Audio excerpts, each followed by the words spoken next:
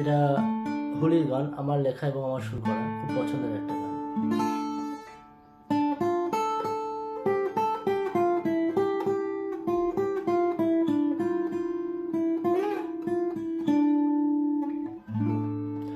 আজ শীতল হাওয়া মেঘে ঝরা পাতা বলে যায়, বসন্ত ডাক দিয়েছে।